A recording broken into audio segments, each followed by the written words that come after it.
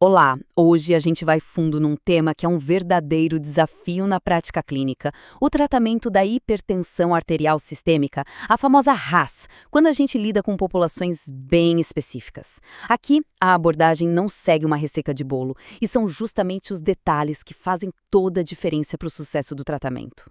E para guiar a nossa conversa, vamos nos basear no que há de mais recente, a Portaria 49 do Ministério da Saúde.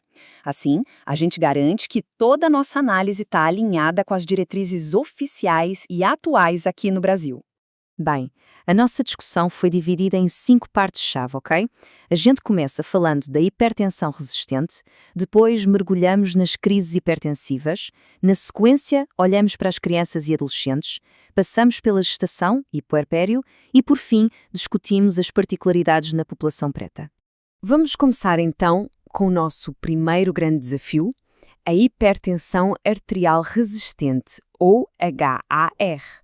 Sabe aquele cenário em que o paciente já usa 3 ou mais remédios, um deles um diurético, todos em doses certinhas e mesmo assim a pressão não controla? Pois é disso que estamos falando. A abordagem aqui é bem escalonada. Primeiro, claro, a gente revisa tudo, otimiza a terapia e reforça a importância do estilo de vida. Se não der certo, o próximo passo é adicionar espironolactona. Mas olha, atenção máxima ao potássio, especialmente em pacientes com doença renal. E se ainda assim a pressão teimar em não baixar? Bem, aí o leque de opções se abre um pouco mais, mas principalmente acende um alerta de que é hora de investigar causas secundárias de hipertensão. Agora, vamos mudar de cenário e entrar no ambiente da urgência. As crises hipertensivas são um momento de altíssimo risco. Aqui, a agilidade e a precisão no diagnóstico são tudo. E o primeiro passo, o mais crucial, é saber diferenciar uma urgência de uma emergência hipertensiva.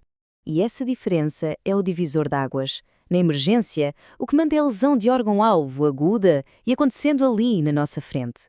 Isso é tratamento imediato, na veia, dentro de uma UTI. Já na urgência, a pressão está lá nas alturas, sim, mas não há essa ameaça iminente aos órgãos. A conduta, portanto, é bem mais calma. Reduzir a pressão aos poucos, por via oral, ao longo de 1 ou 2 dias. E um ponto vital no manejo da emergência, a pressa inimira da perfeição. Baixar a pressão de forma brusca pode ser um desastre, causando hipoperfusão em órgãos nobres como o cérebro e coração. Por isso a meta é clara. Na primeira hora, reduzir a pressão arterial média em no máximo 25%. Depois disso, a redução segue de forma mais gradual e controlada. E a coisa fica ainda mais complexa. As metas de pressão variam e muito dependendo do órgão que está sofrendo. É impressionante a diferença. Por exemplo, num AVC isquémico, a gente até tolera uma pressão mais alta para garantir a perfusão cerebral. Agora, numa dissecção de aorta, a história é outra. A meta é baixar a sistólica rápido para diminuir o stress na parede da artéria. Cada caso é um caso. Mudando completamente o foco agora, vamos falar da população pediátrica. A hipertensão em crianças e adolescentes, infelizmente, está cada vez mais comum. E aqui os desafios são muitos, desde o diagnóstico, que depende daquelas curvas de percentil, até à hora de decidir o tratamento. A primeira linha de frente é sempre a mudança de estilo de vida. O tratamento com remédios só entra em campo se isso não funcionar ou em situações mais graves, claro.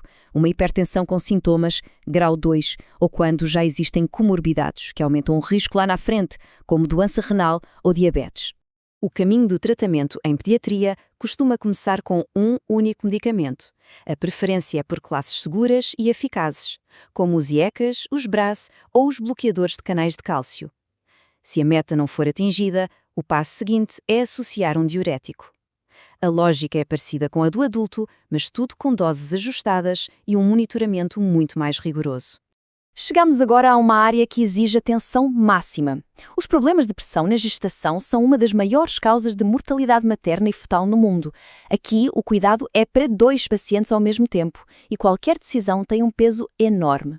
A definição dos números é bem direta. A partir de 140 por 90 já é hipertensão e a partir de 160 por 110 ela é considerada grave. O grande objetivo do tratamento é manter a pressão diastólica ali, em torno de 85, um nível seguro, que garante o fluxo de sangue para a placenta sem colocar a mãe em risco. A lista de remédios aqui é bem mais curta. porque a segurança do bebê vem em primeiro lugar. A metildopa é um clássico, mas opções como labetalol e nifedino são muito usadas e eficazes. A hidralazina fica mais para as crises. E claro, não podemos esquecer do sulfato de magnésio, que é fundamental para prevenir as convulsões na eclâmpsia. E aqui, um recado que precisa ser dito. Em letras garrafais, existem medicamentos que são absolutamente proibidos. IECA e BRA podem causar malformações. Os antagonistas mineralocorticoides também são perigosos, e o atenolol especificamente tem uma associação conhecida com restrição do crescimento do feto. Essa é uma informação que salva vidas. E o cuidado não acaba no parto. Ele continua no puerpério. Durante a amamentação, a escolha do remédio também é crítica. Alguns, como o nifedipino e os IECAs, são considerados seguros, porque passam muito pouco para o leite. Já outros, como a clonidina, o atenolol e os BRAs. Para fechar, vamos abordar uma questão farmacogenética muito importante. A resposta a alguns antihipertensivos varia entre etnias, e as diretrizes reconhecem isso, fazendo recomendações bem específicas para a população preta. A recomendação de primeira linha para a população preta, seja com um ou mais medicamentos, dá preferência a duas classes, os diuréticos tiazídicos e os bloqueadores dos canais de cálcio. Os estudos mostram, consistentemente, que esses fármacos costumam ser mais eficazes para controlar a pressão nesse grupo de pacientes. E, por consequência, a diretriz deixa bem claro, os inibidores do sistema renina-angiotensina, ou seja, IECA e BRA, não são a melhor opção para começar o tratamento com um único remédio nesse grupo. Eles até podem entrar na jogada, mas em terapia combinada, não como a escolha inicial. E agora chegamos num ponto que amarra todas essas discussões.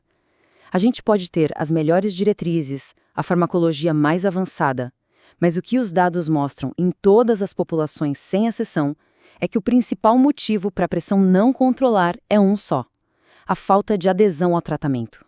Isso nos leva a uma reflexão final, né?